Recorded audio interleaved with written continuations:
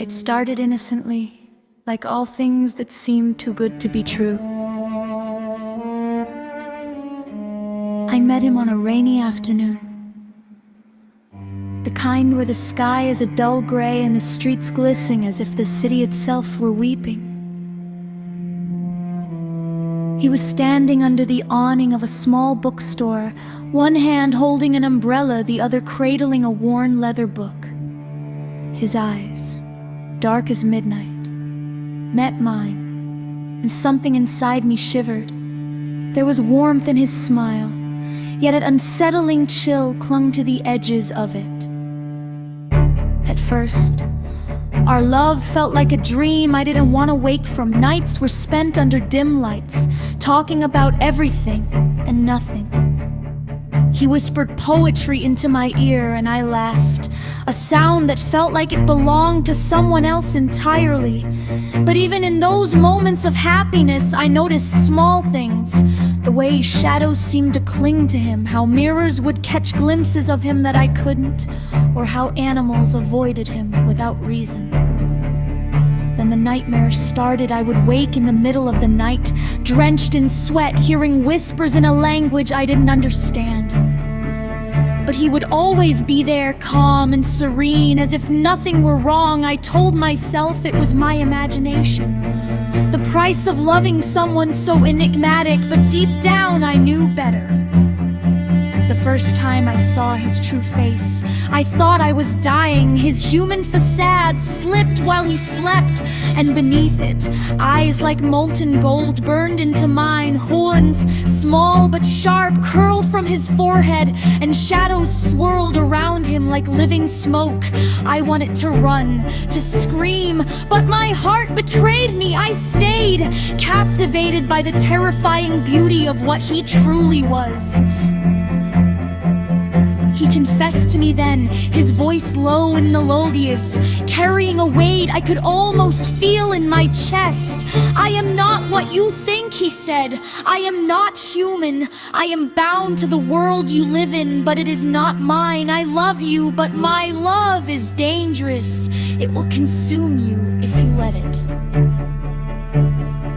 I should have left, I should have turned and never looked back. But love has a way of making fools of us. I stayed, and the world began to change. People I loved began disappearing. Shadows stretched unnaturally in corners of my home. Objects moved on their own.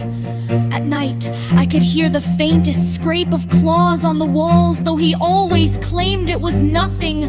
The line between reality and nightmare blurred. Yet, when he held me, I felt safe, like the eye of a storm, but nothing lasts forever. One night, I followed him when he left in the darkness, driven by fear and curiosity. He descended into an abandoned cathedral on the outskirts of the city. A place forgotten by time. Candles flickered and shadows danced along the walls. I hid, watching, my heart in my throat, as he knelt before a pool of black water that seemed alive, murmuring words that made the air hiss with heat. Then I saw them. Figures half seen, writhing, their eyes glowing with torment. They were bound to him, and I realized with horror that he was not only a demon, he was a master, a being of power I could barely comprehend. He turned suddenly, eyes glowing gold, and saw me. I warned you, he said, his voice both gentle and terrifying. Now you know, and knowing changes everything. I ran. But even in flight, I could feel his presence, a cold flame chasing me, whispering my name with a love that was as dangerous as it was irresistible.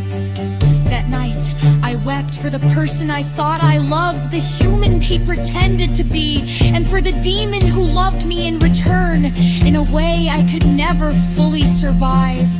Days turned into weeks, and the world seemed dull without him. I could still feel him in the wind, in the flicker of candlelight, in the dark corners of my apartment.